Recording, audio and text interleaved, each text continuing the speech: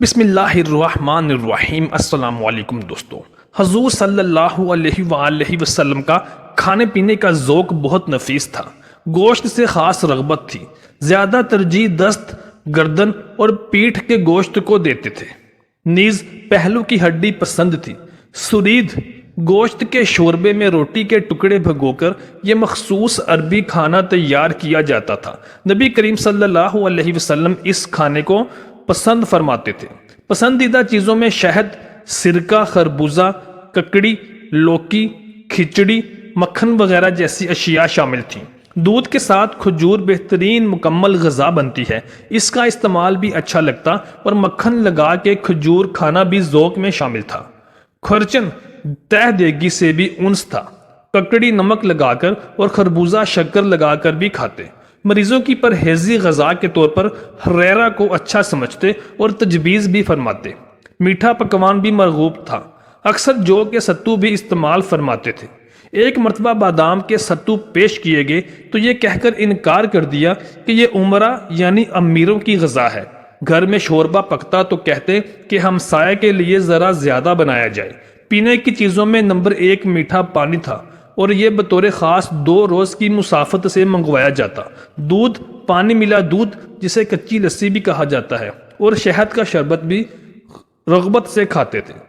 غیر نشہ دار نیند بھی کرین ذوق تھی۔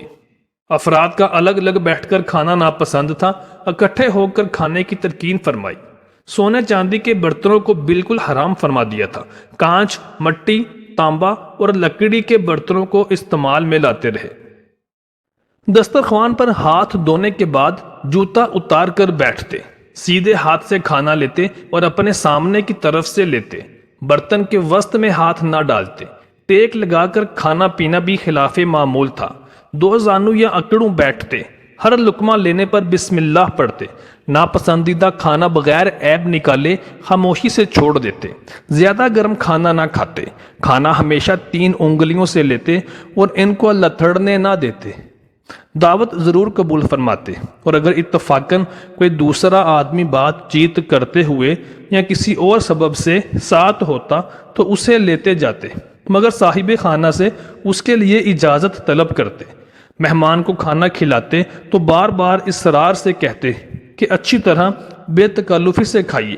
کھانے کی مجلس سے بتقاضۂ مروت سب سے آخر میں اٹھتے۔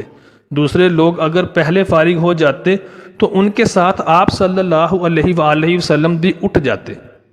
فارغ ہو کر ہاتھ ضرور دھوتے، دعا کرتے جس میں خدا کی نعمتوں کے لیے ادائے شکر کے کلمات ہوتے، نیز طلب رزق فرماتے اور صاحب خانہ کے لیے برکت چاہتے۔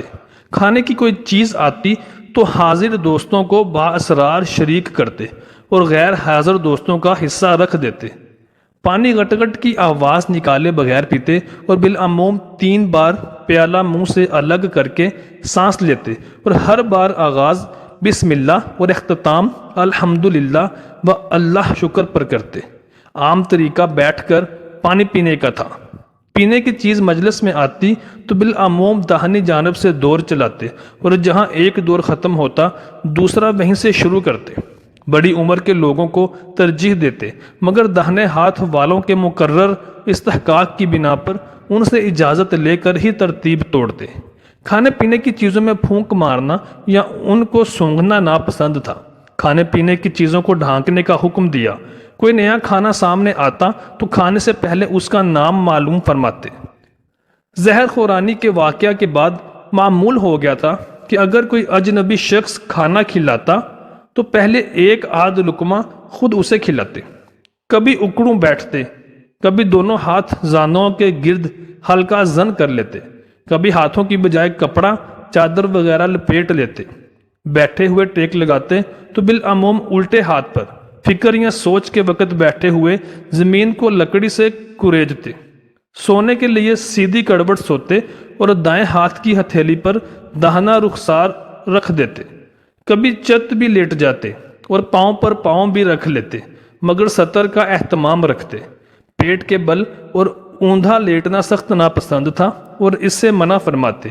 ایسے تاریک گھر میں سونا پسند نہ تھا جس میں چراغ نہ جلایا گیا ہو، کھلی چھت پر جس کے پردے کی دیوار نہ ہو سونا اچھا نہ سمجھتے، وضو کر کے سونے کی عادت تھی، اور سوتے وقت مختلف دعائیں پڑھنے کے علاوہ آخری 3 صورتیں سورہ اخلاص اور ماؤس 3 پڑھ کر بدن پر دم کر لیتے، سوتے ہوئے ہلکی آواز سے خراٹے لیتے۔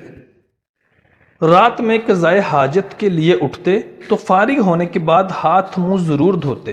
سونے کے لیے ایک تہبند علیحدہ تھا، کرتا اتار کر ٹانگ دیتے۔